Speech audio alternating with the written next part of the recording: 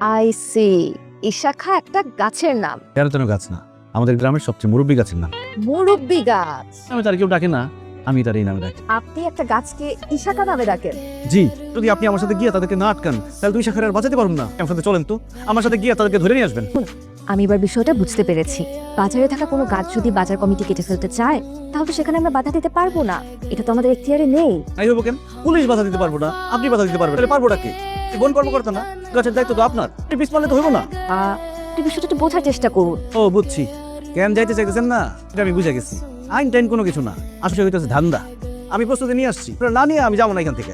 এইটা কি? ঘুষ। আমি যারা বিয়ে করবো, আমার মা তারা দেওয়ার জন্য কানের দুল জোড়া রাখছিল। পাগল বেঁধে কেউ বিয়ে করবে না, এটা আমার মা বোঝে না। আমি বুঝে গেছি, এটা রাখেন চল। তোর সমস্যা কি? তোরা ঘুষ দিতে হইব? এই জন্যই মানুষ বলে সরকারি অফিসের চেয়ার টেবিলে ঘুষ। থামেন তো, কিসব উল্টাপাল্টা বলছেন? এই অফিসে কেউ ঘুষ খায় না। আচ্ছা আপনি চলুন, আমি দেখছি আমি আপনার জন্য কি করতে পারি। এই বাইরে আসো, দেখো কারা নিয়ে আসছি।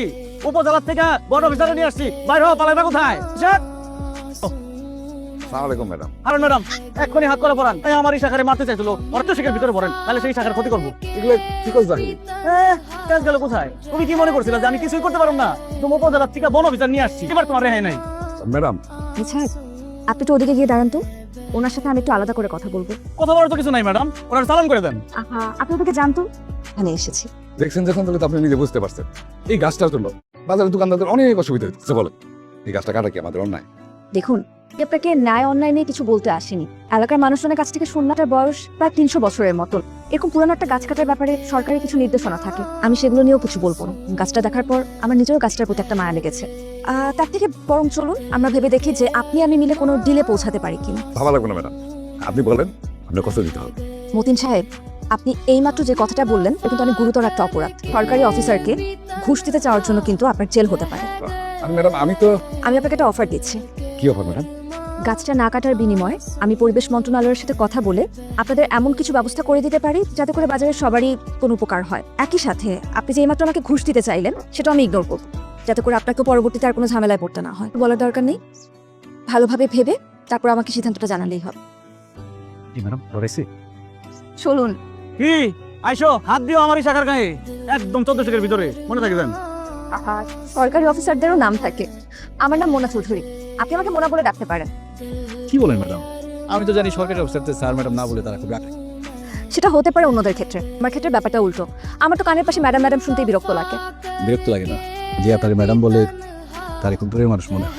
আপনি আসলে সবার সাথে একটা সম্পর্ক তৈরি করতে চান, একটা পরিবার, আর এই জন্য আপনার অফিসের পিয়নও আপনাকে আপা বলে ডাকে।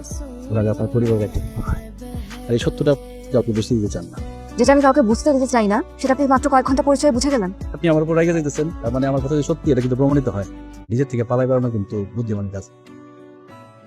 আপনাদের এলাকাটা যত দেখছি ততই মুগ্ধ হচ্ছি, আর আসলে সেভাবে কখনো গ্রাম ঘুরে দেখা হয়নি।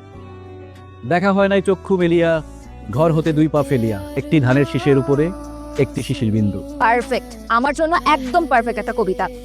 আপনার সম্পর্কে কিছু বলেন তো, এই গাছগাছালি নিয়ে পড়ে থাকা ছাড়া করেন? কি আর করবো, ওদের দেখভাল করতে করতে তো টাইম পাই না। সিরিয়াসলি?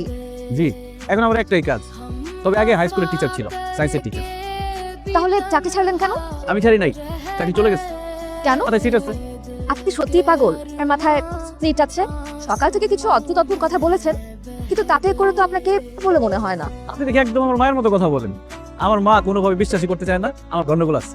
আছে নিজে নিজেই টের পাই। মাঝে মধ্যে আমার কি মনে হয় জানেন?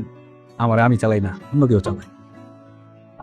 মানে টুনটুনি খুব কান্না করতেছে, আমার এখনই যাইতে হইব। কে? টুনটুনি, ওর খুব একলা একলা লাগতেছে, আমি না গেলে কান্না থামবে না, এখনই যেতে হবে। আচ্ছা আমাকে দাওয়াত দিয়ে আপনি এনেছেন, শেষ করতে দেন আগে। আচ্ছা তাড়াতাড়ি শেষ করেন। ও সালামের উত্তর দেন। ওয়ালাইকুম আসসালাম। কথা বলবেন টুনটুনির সাথে? আমি বলতে পারেন, যদিও আপনি ওর কথা শুনতে পারবেন না। আমার এই দুজনের মধ্যে কথা কয়ে দিতে। না আজ থাক, অন্য কোনো একদিন। ঠিক আছে, এখন যাই রে মা, আর কান্নাকাটি করিস না, ঠিক আছে? এখন কি মনে হইতেছে, ওর মাথায় সিট আছে? কিঞ্চিত। তাহলে তো হইলই, যাওয়ার রাস্তা খোলা আছে, সময় থাকতে ভাগেন। চাইলে তো চলে যাওয়াই যায়, কিন্তু আমার মনে হচ্ছে গ্রামটা একটু ঘুরে দেখলে মন্দ হতো না। আচ্ছা এখানে আশেপাশে কোথাও কি নদী আছে? লোকে চলবেন, চলেন। সব গাছের নাই, কিছু গাছের আছে, আর বাকিদেরকে যখন যে নামে খুশি সেই নামে ডাকি।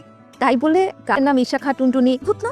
অদ্ভুতেরও কেন, আমি বাকি যায় আসে, যারে যে নামে ডাকি না কেন সেটা কোনো বিষয় না। ভিতরে ভালোবাসা থাকাটা জরুরি। আপনি যতটা সহজ করে বললেন, বিষয়গুলো কি আসলে এত সহজ? সবকিছুকে কি এত সহজ হিসেবে ফেলা যায়? চাইলে কি সবকিছুকে অগ্রাহ্য করা যায়? যায়। জীবন আপনি সহজ রাখবেন নাকি জটিল রাখবেন সেটা নির্ভর করে এই খেলাটা কিভাবে খেলতে চান। কারণ জীবনটা নিয়ে আপনি যেভাবে খেলতে চাইবেন খেলাটাও সেরকম। অতীত আর বর্তমান রে মুখোমুখি দাঁড় করায় দেন, করে দিয়ে দেখেন কে বেশি জরুরি। যখন এই প্রশ্নটা করতে পারবেন তখন দেখবেন অতীতের অনেক জটিলতা বর্তমানের সামনে ফিকা হয়ে আসবে। সত্যি করে বলুন তো আপনি কে? মনে হলো আপনি আমার অতীত থেকে উঠে আসা কেউ। পাগল তো আপনি না। কি আপনি? আমি আমি কেউ না, এই বিশ্ব ব্রহ্মাণ্ডে কেউই কেউ না। নোবলিস। ও বাবা মা লাগতেছে লাগতেছে, চলো চলো চলো। আমার না বলে দুই জোড়া নিয়ে গেছিলি কেন? ভুলে গেছে, এখন আমি কাঞ্চন কাঞ্চন লাগতেছে। সান্নাম, এখন বল, যার জন্য দুই জোড়া নিয়ে গেছিলি সে দেখতে কেমন? কি সুন্দর আছে, মনটাও সুন্দর। মা, তোর মনে না অনেক কষ্ট, বস। কেমন জানি একটা মায়া আছে। তার মধ্যে সরকারি অফিসার, ভাবতেছি তার বিয়ে হবে হবে। সত্যি বিয়ে করবি? করলে মন্দ হয় না, তারে বিয়ে করলে তার ভয়ে কেউ আমার কাছে কোনো ক্ষতি করার সাহস করতে পারবে না। না, সরকারি অফিসার একটা পাওয়ার আছে না। আমার তো পাওয়ার কোনো দরকার নেই। আমি এমন মেয়ে চাই যে মেয়ে আমার থেকে তোরে বেশি ভালোবাসবো, বেশি সম্মান করবো, আদর যত্ন করবো। মেয়ে তোরে ভালোবাসলে আমার চলবো বাবা। কি যে কও না মা, দুনিয়াতে মায়ের ভালোবাসার মতো আকার ভালোবাসা হয় নাকি? তবে মেয়েটারে বিবাহ করলে একটা ঝামেলা আছে। কি ঝামেলা? তোমার মতো সেও বিশ্বাস করতে চায় না যে আমি পাগল। বিবাহের পরে যখন দেখবো যে আমার মাথায় গন্ডগোল, তখন যে কি করবো সেটাই ভাবতেছি। না, কতবার কইছে এই কথা মুখে আনবি না। এখন যা, সারাটা দিন বাইরে কাটা এসোস, মুখটা কেন শুকাই রয়েছে, হাত মুখ দিয়ে আয়, কান দিব। মা ভুলে যাই না, তোমার কোলে মাথা রেখে শুয়ে থাকতে। প্রস্তাব? আচ্ছা শুনবো, কি সেই প্রস্তাব? তার আগে বলেন, চা খাবেন? চা খাবো না, সরকারি অফিসের চা ভালো হয় না। ওর উপর না করে দিলেন? কিভাবে পারেন এত সরলভাবে বলে দিতে? আচ্ছা বলুন, কি প্রস্তাব আপনার? বিবাহের প্রস্তাব। বাহ। আমার মারে আপনার কথা বলছি, সে রাজি আছে। আপনার সাথে আমার বিবাহে মায়ের কোনো আপত্তি নেই, আমারও নেই। আপনি তো দেখি, আপনি কিছু উল্টাপাল্টা কথা বলছেন। আমি হিসাব মিলাই ফেলাইছি, আপনার বিয়ে করলে আমার গাছদের কেউ কিছু বলতে পারবে না। এই জন্য আপনার সাথে আমার দেখা হয়েছে, উপরে ইশারা আমি বুঝে ফেলাইছি। মারে কি বলবো তাই? আপনার যা খুশি বলেন, শুধু আপনি আর কখনো আমার অফিস আসবেন না। এখন তো দেখছি আপনার মাথায় সামান্য গন্ডগোল না, আপনার পুরো মাথায় নষ্ট, লস্ট।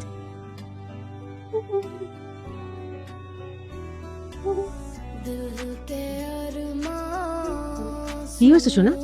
এত অস্থির কেন? মোনার জন্য অস্থির লাগতেছে মা। কার জন্য? বৌমার জন্য? কি হয়েছে তার? মোনা অতীতের একটা চক্রে আটকে আছে মা। সে জানে এই চক্রে আটকে থাকাটা তার জন্য ভয় না, কিন্তু তারপরও সে সেই চক্র থেকে বাইরে হতে চাইতেছে। ও যদি নিজের থেকে বাইরে হইতে না চায়, তুই তারে বাইরে ফিরে আনবি কেমনি? তো আমি কিন্তু এত কথা বুঝি না বাবা। তুই থাকতে আমার বৌমার জানি কোনো ক্ষতি না হয়। তো সেই চেষ্টাই করতেছিলাম। সে তো কি সে? আজকে মোনার অফিসে গিয়া তার বিয়ের প্রস্তাব দিচ্ছি। সে অনেক রাগ করছে, আমার অফিস থেকে বাইর করে দিচ্ছে। ঠিক করছে। কি কও মা? ঠিকই কই। তো আসলে বুদ্ধি শুদ্ধি কম। আমার বৌমা হলো একটা সরকারি অফিসার। তুই যদি তারে অফিসে গিয়ে বিয়ার প্রস্তাব দেস, তাহলে কি মানা যায়? তার একটা মান সম্মান আছে না? হ্যাঁ। শোন রে বাবা, মেয়ে মানুষ হলে প্রজাপতির মতন। আপনি আপনি আমার বাসা ছিলেন কিভাবে? আর আপনি আমার বাসায় আসছেন কেন? আপনার কাছে ক্ষমা চাইতে আসছি। ও। ওর মা বলছে আমার প্রথম কাজ তার বৌমার কাছে ক্ষমা চাওয়া। বৌমা? আপনারা মা ছিলেন? মুরব্বী মানুষ তো আদর করে বৌমা বলে ফেলছে। তো বুঝতে পারছি আপনার অফিসে গিয়ে ওইভাবে আপনার কথাটা বলা উচিত হয়নি। আমি লজ্জিত। এখন আপনি যদি আমার ক্ষমা না করেন, আমার মায়ের মনে কষ্ট লাগবে। মাফ করে দেন না। ঠিক আছে, এত করে বলতে হবে না। আসলে আমিও সেদিন একটু বেশিই বলে ফেলেছি। সিট থাকা একজনের এত কথা ধরলে তো চলে না। তাইলে আড়ি ভাঙেন। কি? আড়ি ভাঙেন। আরই ভাঙলাম। বসুন, আমার বাসায় প্রথমবারের মতন এসেছেন আপনি। আপনাকে এক কাপ চা বানিয়ে খাওয়াই। আপনার ওই স্পেশাল চা।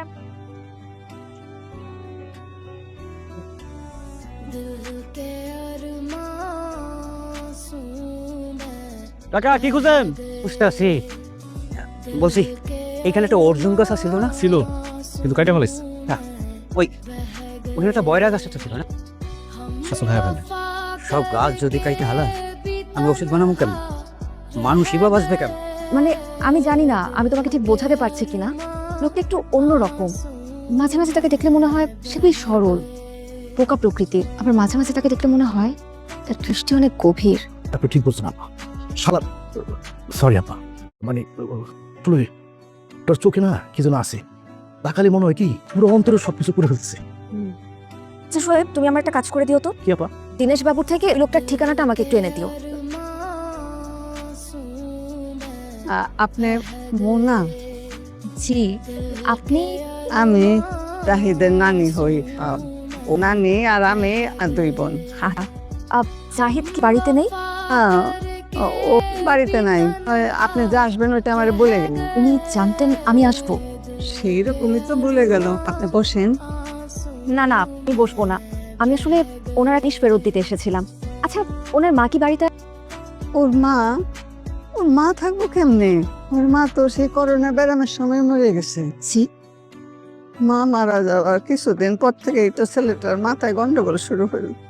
আর ওর বাপ তো ও ছোট থাকতে ওর বুঝার আগেই মারা গেছিল দুনিয়াতে। ওরা মা ছেলে ছাড়া আপন আর কেউ আছে তো।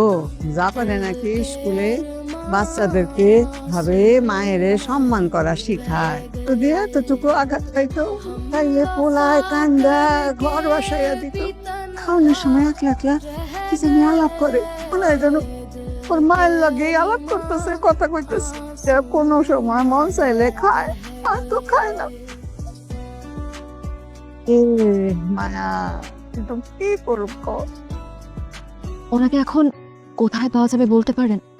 সেইটা তো কইতে পারবো না বোন, তবে সে কোথায় আছে সেটা বললো এইটা আপনার জানা আছে। হাতের কাছে পায়নি, ওর শরীরের চামড়া কেটে ওর গায়ের মধ্যে ইশাখা লিখে দিব। কি করে জানতেন? কেমন হইতেছে? আপনি বলছিলেন আমি যে আসলেই পাগল, এটা বুঝতে পারছেন? আপনি বলুন, কি মনে হচ্ছে আমার? আপনি তো মনের ভেতরের অনেক খবরই জেনে যান। অনেক খবর, সব খবর না। আপনার মনের ভেতরে একটা অন্ধকার আছে, সেখানে গিয়ে আর কিছুই দেখা যায় না। তবে এখন কেন আসছেন সেটা আমি জানি। কেন? আপনার ট্রান্সফার হয়েছে ঢাকায়, অতি দ্রুত চলে যাবেন, সেটা জানাতে আসছেন। ঠিকই ধরেছেন, তবে শুধু সেটা জানাতে না, আপনাকে এটা ফেরত দিতে এসেছি। দোলজোড়া আপনার কাছেই থাক। কিন্তু আমি তো পাগল, পাগলের কাছে এসব জিনিস অপ্রয়োজনীয়। তাছাড়া আমার মা যে কারণে দুলজোড়া রেখে গেছে, আমি জানি আমি কোনোদিনও সেরকম মানুষ খুঁজে পাবো না। এই অনেক ভালো মনের একজন মানুষ, ধরে নেন এই দুলজোড়া আমার পক্ষ থেকে আপনার জন্য উপহার। যেদিন অতীতের অন্ধকার ছেড়া সামনে আগাইতে পারবেন, মনের মতো কাউকে খুঁজে পাবেন, সেই দিনে দুলজোড়া পড়লেন। আমি কি আপনাকে একটা প্রশ্ন করতে পারি? কোনো ভনিতা না করে সরাসরি উত্তর দিবেন প্লিজ। আমি সবকিছু কিভাবে যাই না যাই? হ্যাঁ, কিভাবে? সত্যিটা বললে কি বিশ্বাস করবেন? বলেন শুনি। কাজ ছেড়ে জামাই আমার কানে কানে এসে সব বোঝা দেয়। কি বিশ্বাস হইতেছে না তো? মানুষ মাঝে মাঝে বিশ্বাস অবিশ্বাসের মাঝামাঝি তো অবস্থান করে, তখন সে নিজে একটা ব্যাখ্যা তৈরি করে নেয়। সে অবস্থাটা কেমন সেটা সবাই বুঝতে পারবে না। আপনি ভালো থাকবেন জাহিদ, আমি আসি।